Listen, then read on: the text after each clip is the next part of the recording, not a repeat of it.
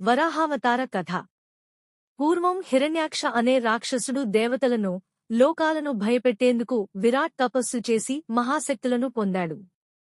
అతని అహంకారం పెరిగి అతడు భూమిని సముద్రగర్భంలోకి తీసుకెళ్లాడు.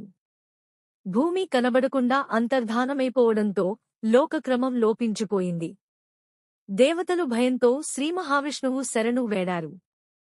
ప్రపంచాన్ని రక్షించడానికి విష్ణువు వరాహ అవతారం ధరించాడు. అతను ఒక భారీ కలహంసము, పంది రూపంలో ప్రాపంచిక సముద్రంలోకి దూకాడు. హిరణ్యాక్షునితో యుద్ధం. భూదేవిని రక్షించడానికి వెళ్లిన విష్ణువు హిరణ్యాక్షుడిని ఎదుర్కొన్నాడు. ఇద్దరి మధ్య ఉగ్రయుద్ధం జరిగింది.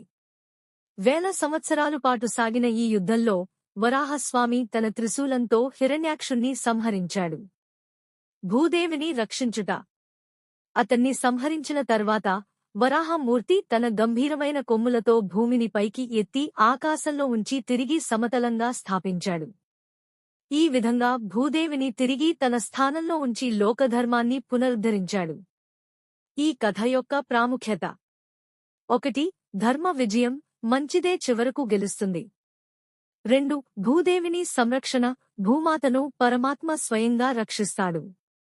3. శక్తి మరియు ధైర్యం, భగవంతుడు ఎలాంటి రూపంలోనైనా భక్తులను రక్షించగలడు.